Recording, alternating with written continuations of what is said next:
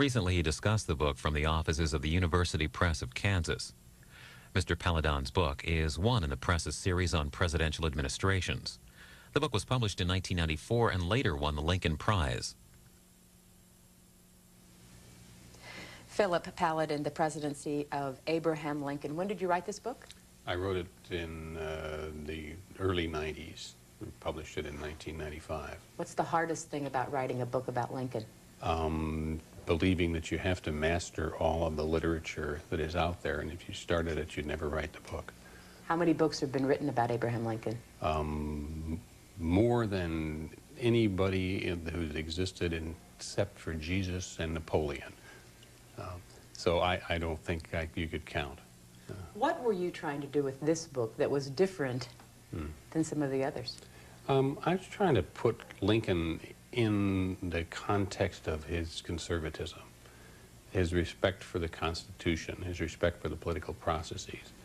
And we'd gone through a phase in Lincoln scholarship of sort of freedom now kind of scholarship, and judging Lincoln by the fullness of his devotion to equality. And I wanted to change the focus a little bit to say that the man is what I call a process-based egalitarian.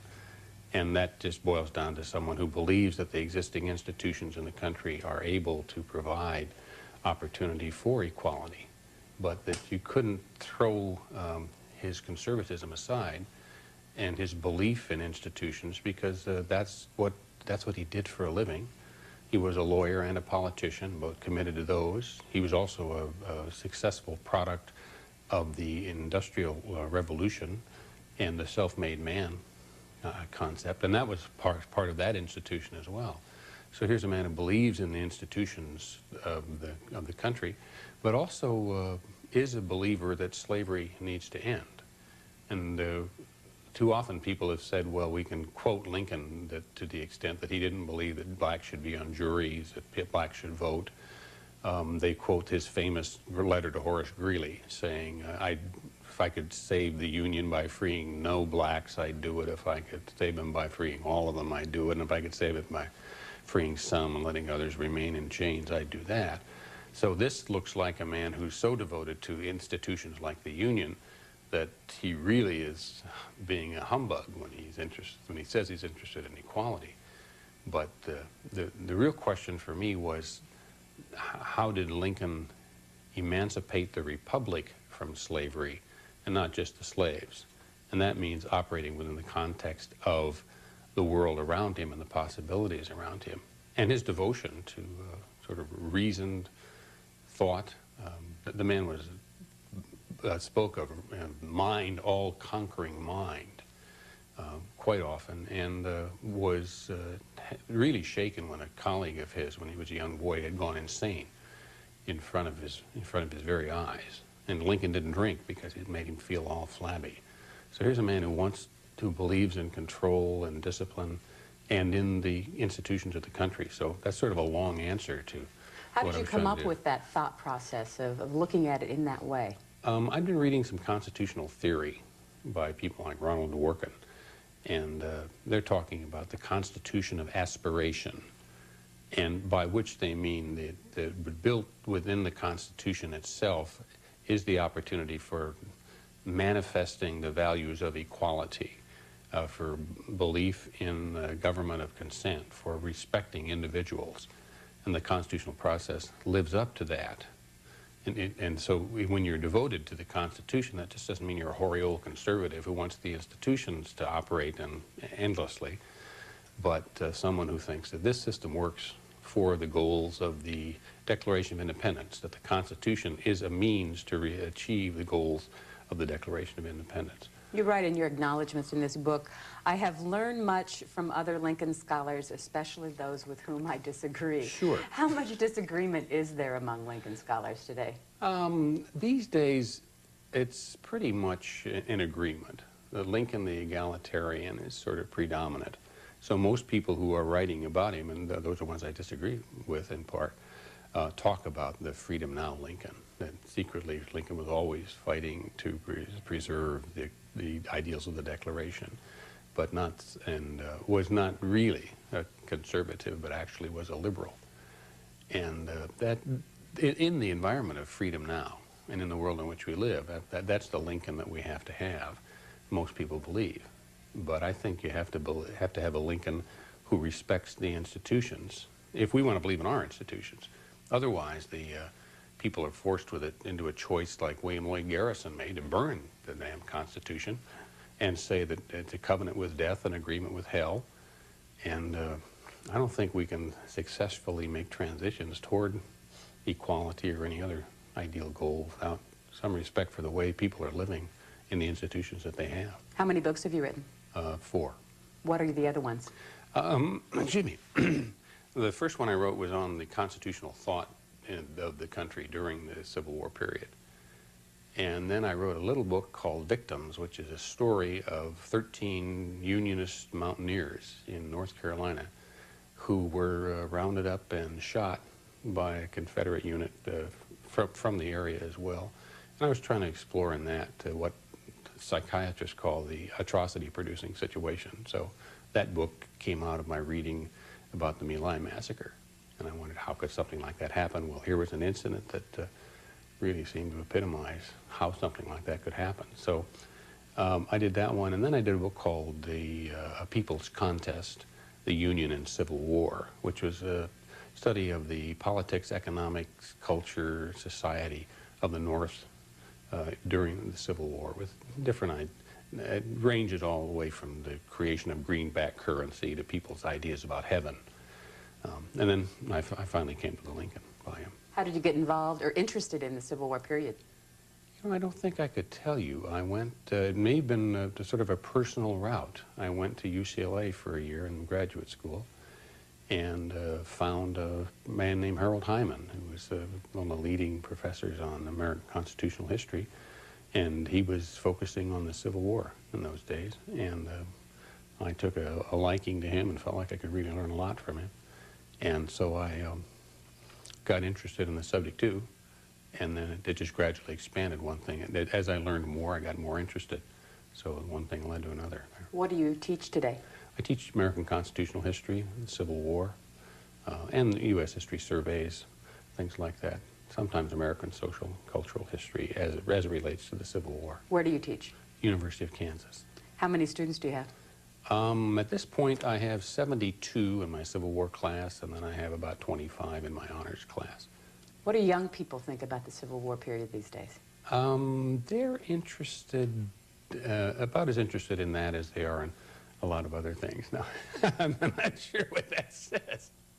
But my students seem to pay a lot of attention, and it's a large lecture class, but they interrupt with questions, and they see parallels between things. We had a nice debate one day about whether the Holocaust was worse than slavery.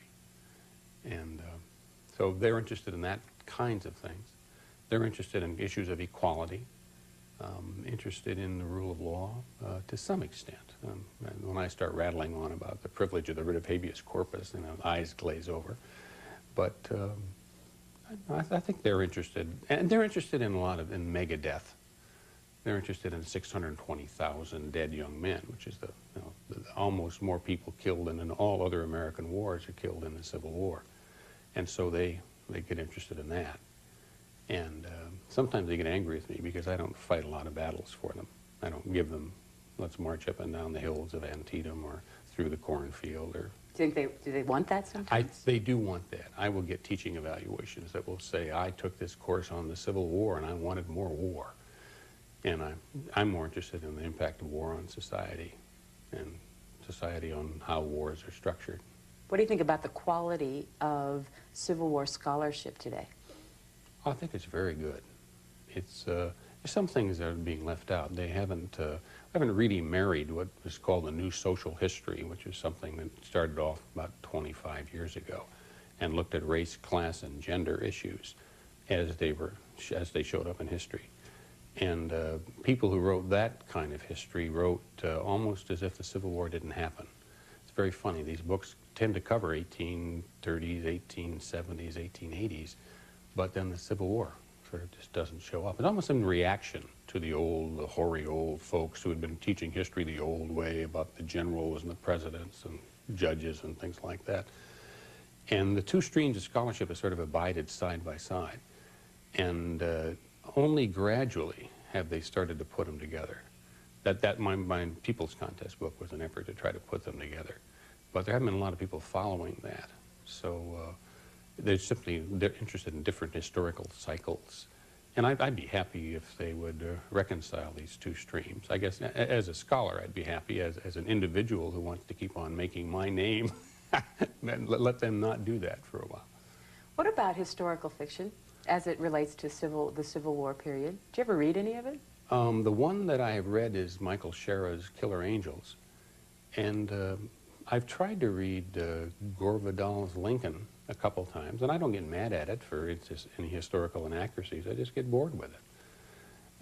Other works of fiction, I tend to read more modern kind of fiction than I do with the Civil War fiction. And it's not a question. I'm not angry with it for its historical problems. Some scholars are. Yeah, and I don't get, I know the difference between a novel and a nonfiction work, and I'm interested in the imagination of the writers of fiction to see what they do, and not if they get Lincoln's hat on right or whatever, things like that. How do you organize this book? Basically chronologically. Just starting off with a sort of a background chapter on 1860, what was the country like then, and then moving through the various crises that Lincoln and the country faced. Each of the years opens with a kind of a look at something that was going on. I think the first one was something that was happening at the Lincoln-Douglas debates, and the second one, I'm trying to remember here, was something from that William Tecumseh Sherman wrote. Why did you do that? I wanted to sort of reveal as much as I could of sort of the private side of Lincoln. The first little episode sort of shows Lincoln giving a speech, and sort of this awkward way that he would occasionally lapse into of sort of bending the knees and then throwing himself up to full height with his arms out. And it sort of looks like a clown. But at the same time, the author who's observing Lincoln there says that there is in the man a sort of an empathy, a sympathy, a compassion, and I wanted to show that, and that's another way of saying that I wanted to also interject Lincoln into contemporary politics by saying that there are ways of dealing with each other on a political basis that don't require Willie Horton ads and particular attacks on individuals. That Lincoln doesn't play the game that way. So I wanted to, and in that segment, I wanted to sort of make that point. Your book was published by the University Press of Kansas. Right. It's one of their books in their presidential series. Right. How important was that for you as a writer? It wasn't particularly important to me. The way I was asked to do this book was that the man whose office is next to me was Clifford Griffin, the late Clifford Griffin, who was one of my dearest friends and one of the brightest men I've ever met. And Cliff, and then Don McCoy, who was a lovely friend, he's also dead now, talked to me about writing this because I was writing the North and the Civil War book, and they figured if I couldn't do a Lincoln book after doing that. Both of them were involved in the University Press of Kansas. That's right. That's right. They're both editors of the series. Did you ever dream, when you finished this book, that you would win the Lincoln Prize? I didn't, because not because I'm particularly humble about my work, but because I had in mind two other books, or at least one other book that I thought was a shoo-in. And so what was that? That was Merrill Peterson's book, Lincoln: An American Memory. And I just knew that Peterson was going to win it. So then one day I got the phone call from Gabor Borid at the Gettysburg College, and he said, "You have won this prize." What came with the prize? $35,000. That's probably the richest prize out there that I know of. And then a wonderful statue of Lincoln, sort of a bust of Lincoln done by Augustus St. Gaudens. And it weighs 90 pounds. But I loved it so much, I wanted to haul it around on my neck. It is such a beautiful statue. In your house now? in my house now, on the mantelpiece, looking down while I watch the fire and the television set, Abraham Lincoln watches me. What was the impact of winning the Lincoln Prize on the sales of the book? Did it have any impact? I think it did, although it's hard to say because the sales just when it first came out were really quite good, and the prize was announced in April, and I haven't gone back and correlated the figures between the announcement of the prize and the sales figures. So Always a I question. assume it helps. Always a question of whether scholars actually ever make money on their books. Did you make money on this book? I made money on this book. I got very nice royalty arrangement with Fred Woodward, and then the Lincoln Prize itself was a very nice addition. The back of the book, you have a bibliographical essay. Mm-hmm. Why did you include that? Well, to sort of place the book in the context of Lincoln scholarship, and to sort of identify the kind of book it was and what I was trying to do.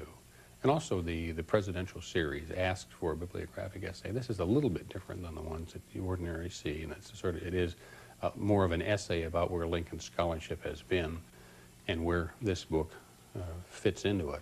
I mean, going through this, there's almost 10, 15 pages here, of which most of it is just the lists of books written about Lincoln. Mm-hmm. Have you read all of those?